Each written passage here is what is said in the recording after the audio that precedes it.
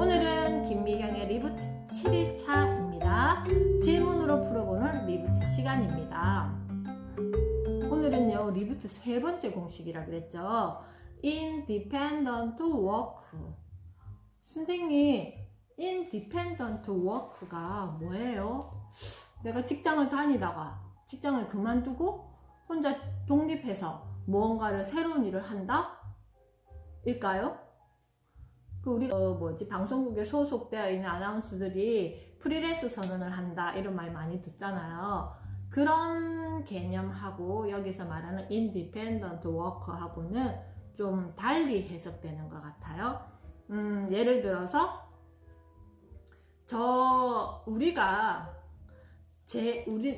만약에 우리가 아니고 저 안에 또 다른 내가 많이 있어요.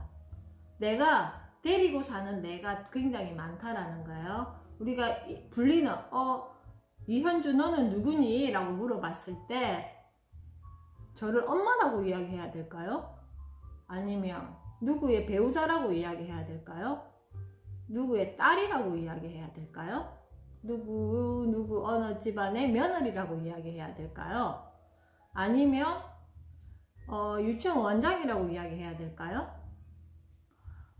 뭔가 관계 맺어지면서 불려진 내가 있잖아요. 그게 내가 맞나요? 나는 누구예요? 자, 그랬을 때 저도 끊임없이 그에 대한 어떤 생각을 많이 해봤어요. 내가 모르는 잠재되어 있는 나는 어떤 나일까? 나는 지금 누구를 데리고 살고 있을까? 내가 좋아하는 나는 어떤 모습일까? 내가 무언가 잘하는 나는 어떤 모습일까?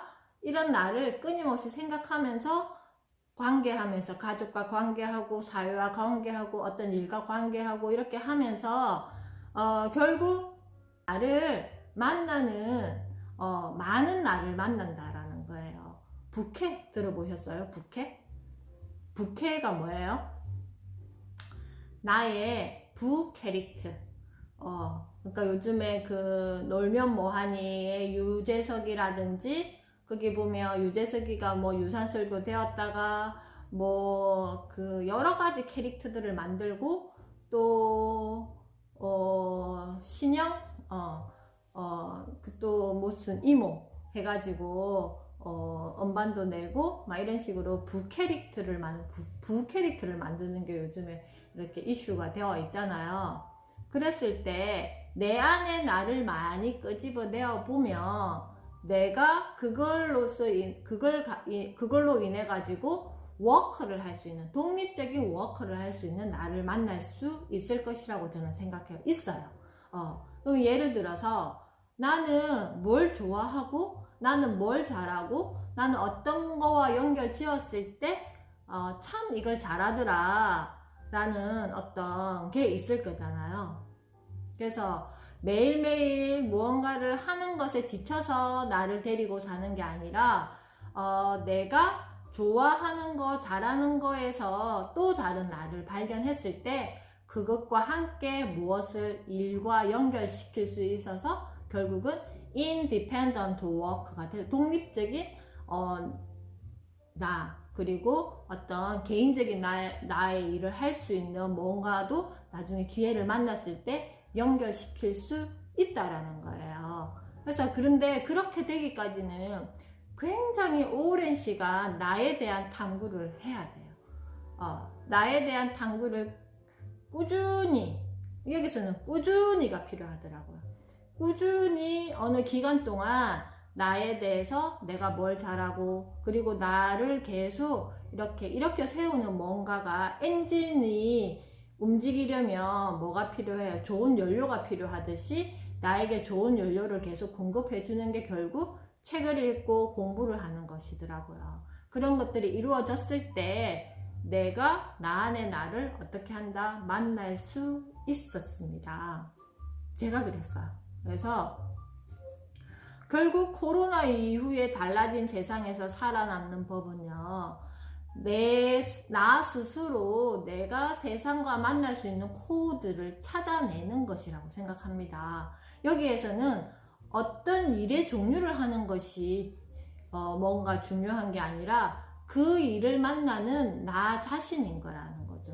내가 어떤 직장에 소속되어서 일을 하든지 아니면 내가 가정에서 아이들을 돌보면서 무언가 또 내가 가정에서 아이를 돌보면서 내가 하는 건 엄마 역할을 하는 거잖아요.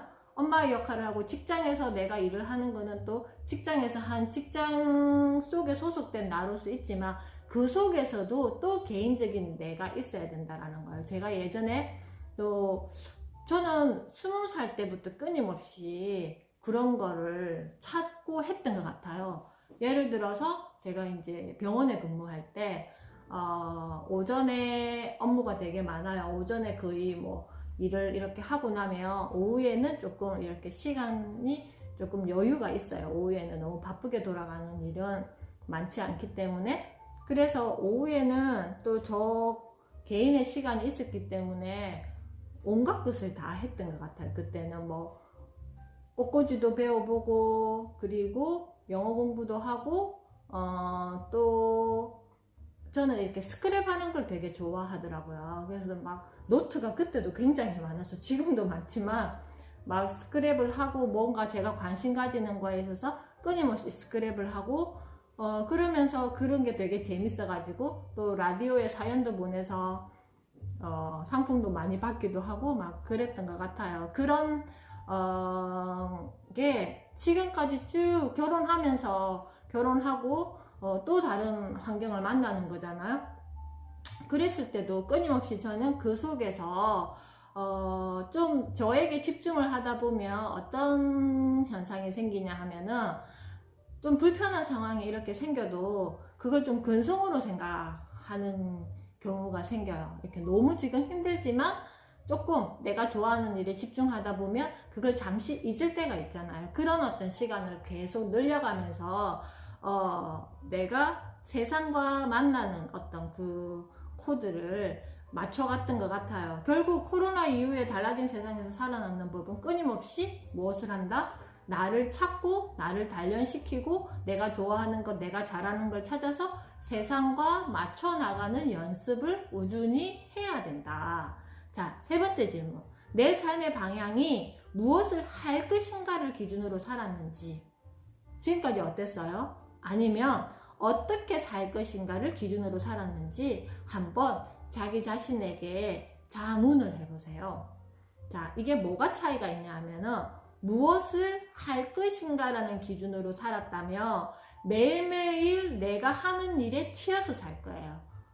눈 뜨면 일하고 우리가 항상 루틴으로 돌아가는 일 있잖아요. 아침에 눈 떠서 매일 안 하면 안 되는 것들이 있잖아요.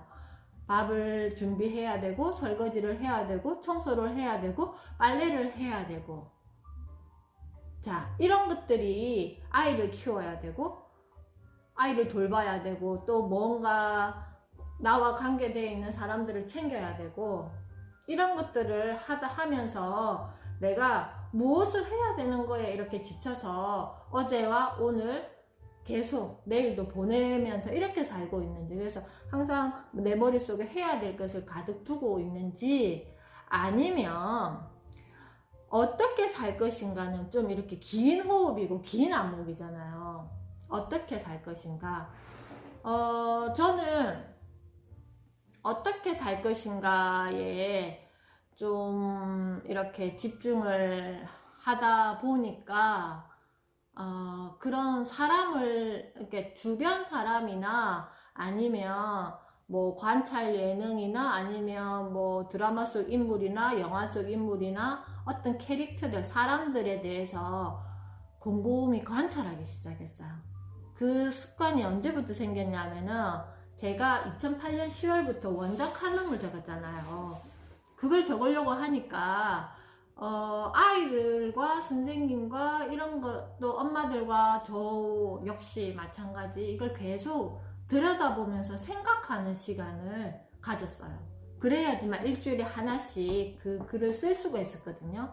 결국 어떻게 살 것인가를 나는 어떻게 살 것인가에 중점적으로 그 기준을 두고 방향을 잡고 살아가고 있어는 결국 생각하는 시간 어떤 거에 있어서 그거에 대해서 생각하는 시간을 가져야 될 것 같아요. 근데 선생님 그거 어떻게 해야 돼요? 다른 사람들은 잘 모르겠고 일단 저의 경우에는 책 읽고 글쓰기였어요. 책 읽고 글쓰기, 꾸준히 글쓰기. 글을 쓴다는 것은 어떤 기사나 어떤 책이나 무엇을 봤을 때, 글을 쓰고 싶을 때가 언제냐면은, 저기에 대해서 나는 이렇게 생각해. 라는 내 생각을 적고 싶을 때 저는 글을 쓴단 말이에요. 그래서 거의 매일 글을 썼단 말이에요. 어쩔 때는 몇 편씩 그 글을 적기도 했는데, 제가 다음에 저의 오프라인 일기장으로 대신해서 사용하려고 어느 날부터 블로그에다가 글을 옮기기 시작했는데 벌써 글의 개수가 1545건이 있어요. 이게 몇 년 안 된 것 같아요. 왜냐면 제가 블로그에다가 카테고리를 해서 글을 옮기기 시작한 거는 그렇게 많이 오래 안 됐는데, 그러니까 끊임없이 글을 썼다는 거죠. 어떤 뭐 TV를 보고도 아니면 뭔가 기사를 보고도 아니면 뭐 무엇이 됐든 글을 썼어요. 그래서 어떻게 살아야지는 나와 다른 삶을 사는 타인과 나를 같이 이렇게 두고 생각하면서 저런 사람 저렇게 되는 경우에는 그 이전의 삶의 모습은 무엇이었을까. 그러니까 인문학적 탐구를 하게 되었고요. 결국은 철학적으로 이렇게 또 사색하게 되더라고요. 그래서 철학 강의도 듣게 되고 인문학적 강의도 듣게 되고 여러 가지 어떤 걸 통해서 사람에 대한 이해를 하려고 끊임없이 노력했어요. 그래서 저는 아이들의 행동이 그 속에 아이들은 그 이면의 아이들은 어떤 지금 마음일까가 읽혀지는 이유가 뭐냐 하면은 바로 그런 거죠. 끊임없이 생각하고 끊임없이 탐구를 했더니 지금 저렇게 행동하는 아이지만 그 행동이 나쁘다? 이건 잘했다 잘못했다가 아니라 그와 관계된 것들이 쭉 있단 말이에요. 그래서 어떻게 살 것인가는 결국 나를 어떻게 데리고 살 것인가, 나와 관계하는 사람들, 이런 사람, 그리고 나와 관계되는 무엇인가에 나를 딱 뒀을 때 나는 그것과 어울리면서 나는 어떻게 살 것인가. 매일 내가 행하는 어떤 일에 치여 살지 말고 좀 주체적으로 내가 어떻게 그거죠. 선장의 느낌으로 내가 이 운전대를 딱 잡아서, 운전을 할 때도 마찬가지로 내가 이걸 딱 잡아서 내가 어디를 갈 것인가 방향을 정하고 내가 가고 싶은 곳을 찾아가는 거죠. 그러려면 내가 나를 잘 리드할 수 있어야 되잖아요. 그게 어떻게 살 것인가에 대한 생각을 하면서 살아가는 사람들의 마음이 아닐까요? 그러면 우리 엄마들도 한번 생각해 보세요. 나는 그러면 지금 무엇을 할 것인가를 기준으로 두고 살았는지, 아니면 어떻게 살 것인가를 기준으로 두고 살았는지, 전자일 때 나와 후자일 때 나는 어떤 마음이 다른지를 한번 생각해 보시면서 오늘 질문으로 풀어보는 리부트 시간은 마치겠습니다. 첫 번째, 책으로 풀어보는 리부트입니다. 어제에 이어서 오늘은 또 세 번째 공식을 만나게 되었습니다. 106페이지 읽어보겠습니다. 106페이지 위에 부분입니다. 그러나 밀레니얼들은 다르다. 무엇을 할 것인가의 기준으로 회사에 들어가도 어떻게 살 것인가의 기준에 맞지 않으면 과감히 뛰쳐나온다. 그 좋은 회사를 왜 그만두느냐고 부모는 펄쩍 뛰겠지만 이들에겐 어떻게 살고 싶은지와 무엇을 하고 있는지의 일치가 자존감의 기본이다. 어쩌면 이게 맞는 삶인지도 모른다. 기성세대가 못했던 가치 실현에 제대로 도전하는 이들이 바로 내가 말하는 인디펜던트 워커다. 삶의 기준에 뭔가 행하는 행위를 두는 것이 아니라 나는 어떤 가치를 두고 내 삶을 잘 살아갈 것인가의 기준을 뒀을 때 어떻게 써요? 내가 이게 맞지 않으면 탁차고 나와서 나에게 맞는 옷을 찾아야 되는 거죠. 그게 지금 기성세대와 밀레니얼 세대의 다른 점이라고 합니다. 우리가 기성세대라 하면 뭐예요? 이게 그렇잖아요. 저만 해도 그냥 공부 열심히 해서 또 직장을 잘 들어가려면 좋은 대학을 나와야 돼. 그러려면 초등학교, 중학교, 고등학교 때 열심히 공부해야 돼. 그래서 좋은 대학을 나왔어. 근데 좋은 대학을 나와서 좋은 직장을 갔어. 그러면 계속 무엇을 할 것인가에 집중해서 사는 거잖아. 그래서 월급을 많이 받고 안정된 직장에서 일을 했을 때 과연 나는 살아가는 것이 행복할까? 내가 행복할까? 자, 우리 아이들을 한번 보세요. 아이들이 초등학교를 딱 들어갔어요. 지금 유치원에서 아이들은요, 아침부터 와서 오후에 갈 때까지 아이들이 주체가 되어서 하는 문화예요. 놀이를 하고. 보세요. 내가 놀잇감을 선택할 때 선생님이 오늘은 너는 이거 가지고 놀아야 돼? 아니죠. 내가 가지고 놀고 싶은 놀잇감을 가지고 놀고, 자, 이 놀잇감을 누구랑 같이 놀 것인지도 정하는 거 아니잖아요. 내가 원하는 친구와 같이 놀고, 그러면 그걸 가지고 나는 어떻게 놀 것인지도 아이들이 정하는 거예요. 그렇게 해서 놀이의 결과도 어떻게 아이들이 만족할 만큼 놀이를 이끌어 가겠죠. 그랬던 아이들이 초등학교 가면 어떻게 돼요?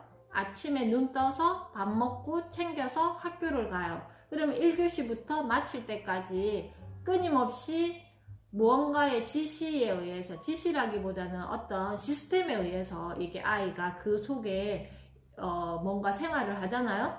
생활을 하고 마치면 아이들 어디로 가요? 학원을 가잖아요. 학원에 갔다 오면 또 어때요? 집에 와서 숙제를 해야 되죠. 누구를 위한 숙제? 물론 나의 어떤 학습 능력을 키우기 위해서 숙제를 하겠죠. 그런데 또 그것도 무슨 검사를 받기 위해서 뭔가 시스템에 장착되어 있는 건데, 그러면 하루 속에서 아이가 스스로 결정하고 아이가 스스로 내가 좋아하는 거는 뭐지 생각하는 시간 언제일까요? 우리 아이 입장에서 생각했을 때 그게 언제가 되겠어요? 자, 그랬을 때 우리 아이들이 성장해서 사회를 만났을 때, 나는 이것을 좋아하는 나네? 나는 이걸 했을 때 난 정말 가치롭다고 생각해. 그래서 나는 행복해. 행복의 기준으로 둘 때 그것을 발견할 수 있을까요? 내가 살았던 삶과 비교해서 우리 아이의 삶을 한번 생각해 보세요. 근데 저는 가만히 생각하니까 뭐 유아기 때는 물론이고 초등학교, 중학교, 거의 고등학교 때까지 끊임없이 제가 선택하면서 살았던 것 같아요. 중학교 때도 저는 뭐 강에 가서 수영도 하고 친구들이랑 막 놀러 다니고, 저희 그때도 학원 문화가 그렇게 많지 않았기 때문에 열심히 놀고 또 공부할 때는 공부하고 그렇게 했어요. 제가 중학교 때 제 부캐릭터는 뭐였냐면요, 저는 전영록이요. 진주 여자중학교 전영록이었어요. 제가 전영록 엄청 좋아했거든요. 그래서 머리도 우리 엄마한테 전영록처럼 이렇게 깎아달라 그러고, 안경도 딱 전영록 안경, 까만 뿔테 안경 끼고, 우리 학교에 이선희가 있었고 전영록이가 있었어요. 전영록은 저였어요. 그래서 무슨 행사 때마다 항상 제가 무대 앞에 서는 거예요. 그리고 초등학교 때부터 친정 아빠께 웅변을 배웠기 때문에 항상 웅변 대회를 위해서 무대 앞에 서는 일이 잦았어요. 그랬다가 이제 고등학생이 되니까 조금 이제 머리도 길게 되고, 지금의 어떤 저 모습이 어떤 고등학교 때부터 저 모습이긴 한데, 그래도 그때도 또 열심히 제가 하고 싶은 것을 끊임없이 찾으면서 지냈던 것 같아요. 대학교 때도 마찬가지. 그랬던 것 같아요. 그래서 인디펜던트 워커로 이렇게 제가 생각을 하려고 했을 때 긴 시간이 지났지만 23년 만에 저도 저의 캐릭터를 찾았지만 지금은 50대가 되어서 찾을 수 있었던 것만으로도 굉장히 저는 기뻤단 말이에요. 일상 큐레이터 현주쌤이라는 저의 어떤 부 캐릭터를. 그런 것처럼 우리 아이들이 과연 나에 대해서 생각할 시간대가 언제일까? 유아기 때까지는 오케이.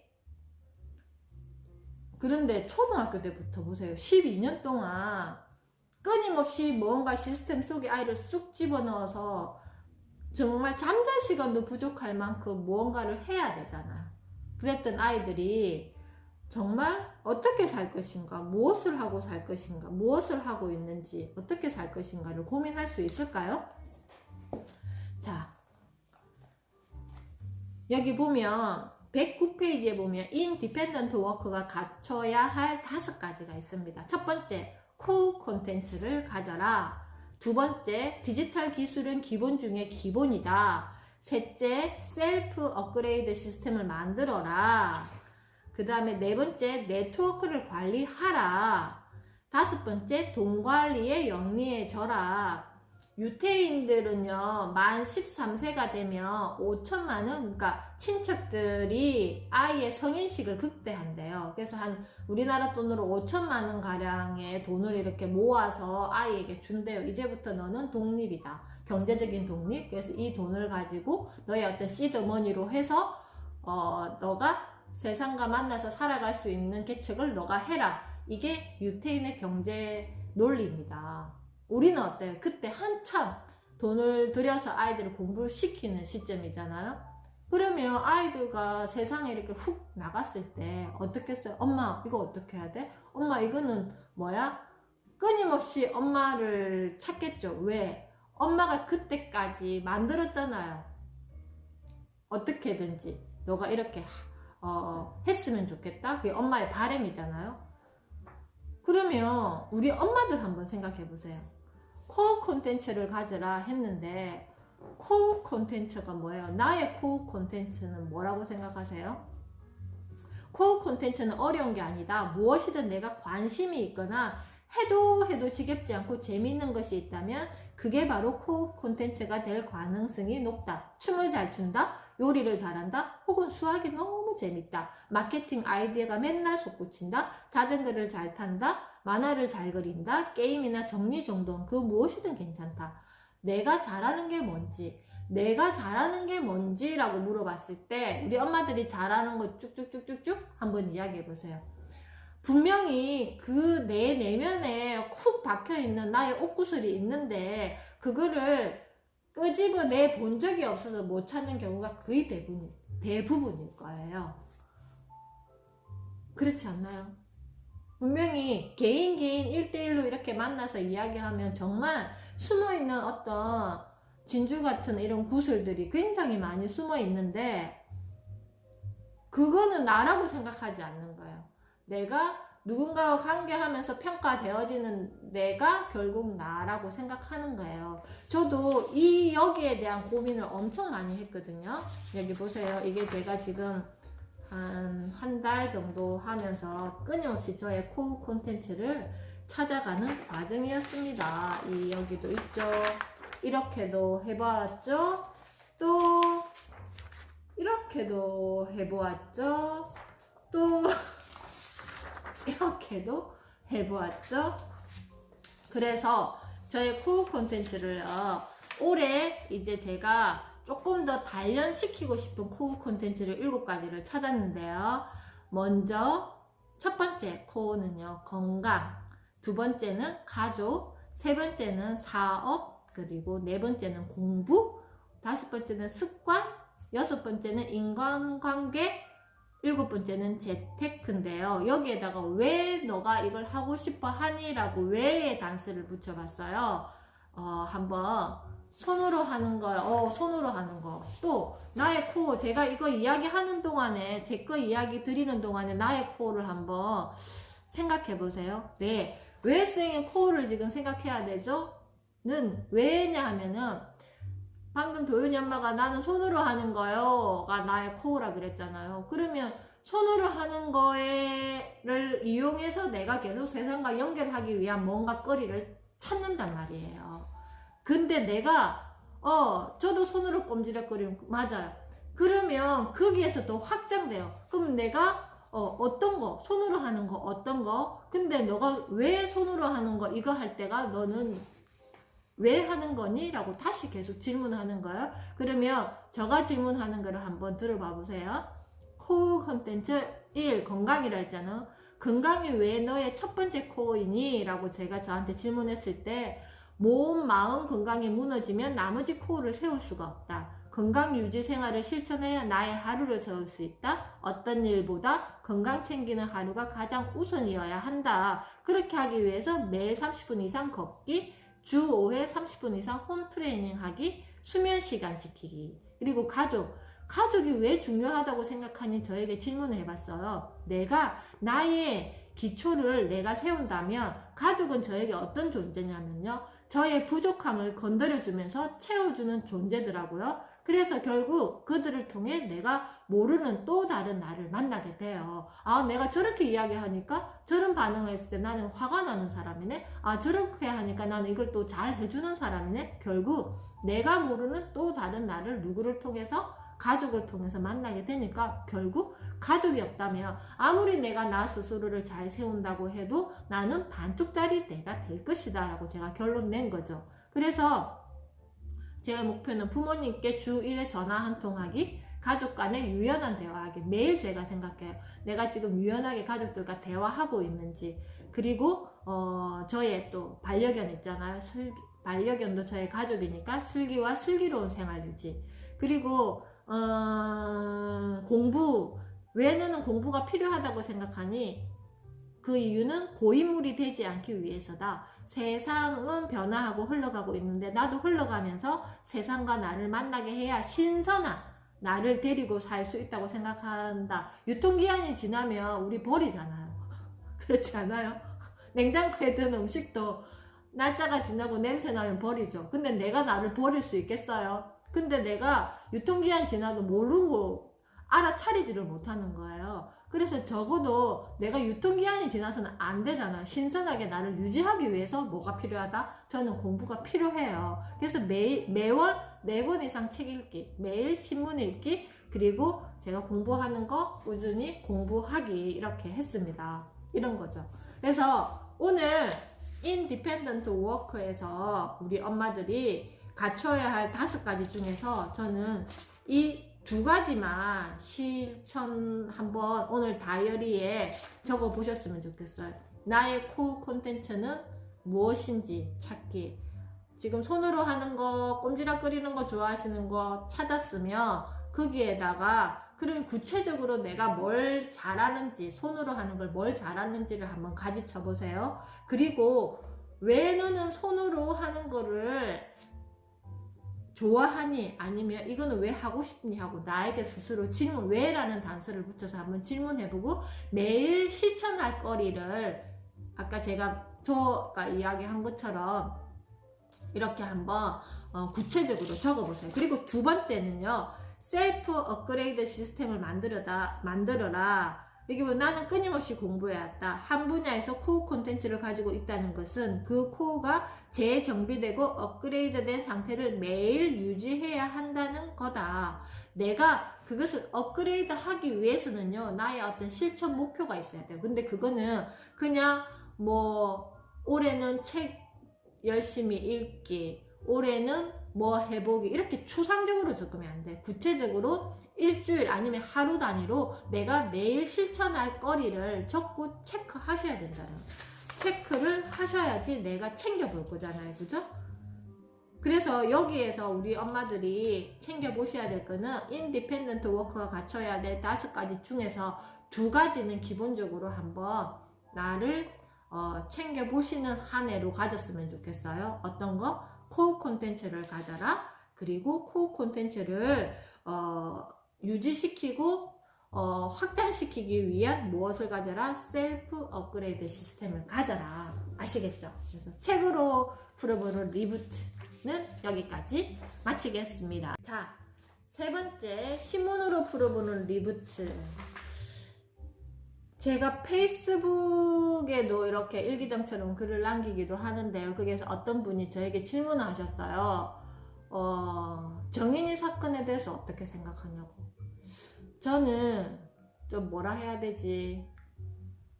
좀 뭐라 해야 되지? 아프고 힘든 이야기를 진짜 너무 아팠거든요. 근데 뭐 정인아 미안해 이런 어떤 그런 챌린지도 이렇게 계속 하는 것도 봤는데 그런 생각이 들었어요. 이런 어떤 엄청나게 이슈가 되고 마음 아픈, 가슴 아픈 이런 어떤 뉴스를 접할 때 저의 어떤 직업상도 그렇고 또 저가 항상 또 그런 쪽으로 생각해요.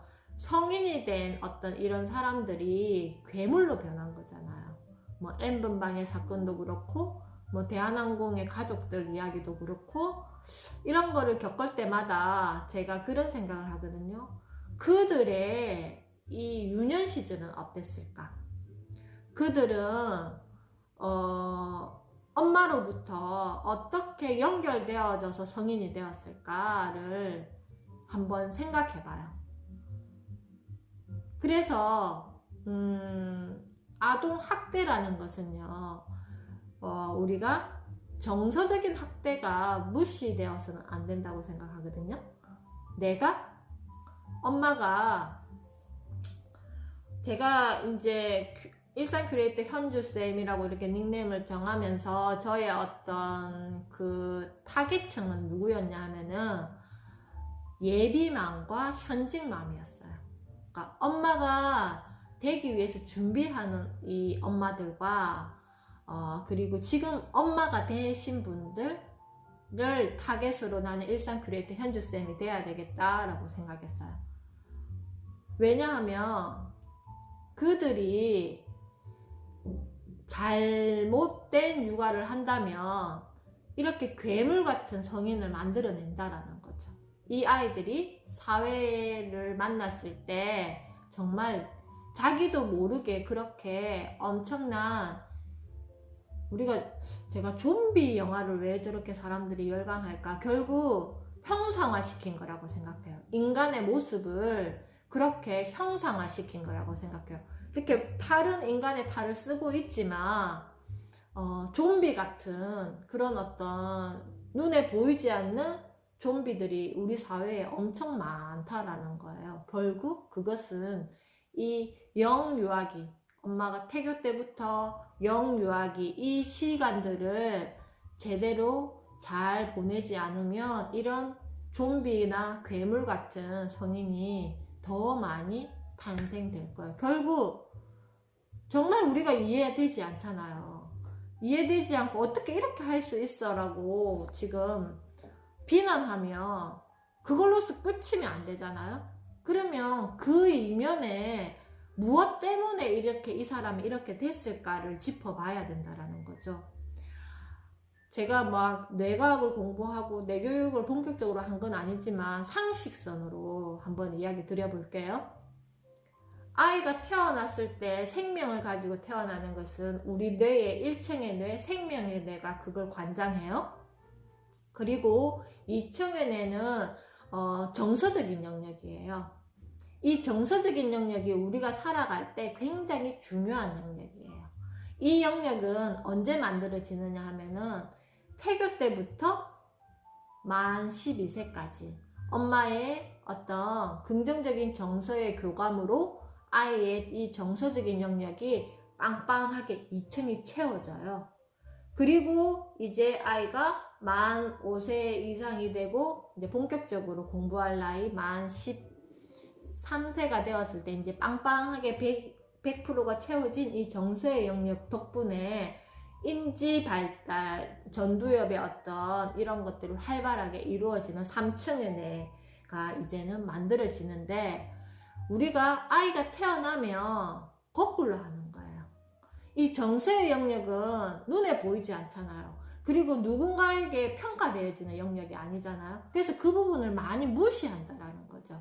무시하고 뭔가를 자꾸 채우려고 해요. 아이는 이미 2층의 뇌가 준비되어 있지 않은데 3층을 계속 채우려고 하는 거예요. 그래서 영아기 때 패드를 보여주면서 뭔가 아이가 꼬물꼬물 뭔가 영어를 이야기하고 말하기를 하고 이런 거 했을 때, 우리 아이가 이제 뭐 말하기도 돼요. 글자도 읽을 수 있어요. 좋아한단 말이에요. 근데 결국 그거는 아이의 어떤 정서 영역을 다 무시하고 기계처럼, 앵무새도 계속 반복해서 말 시키면 말하잖아요.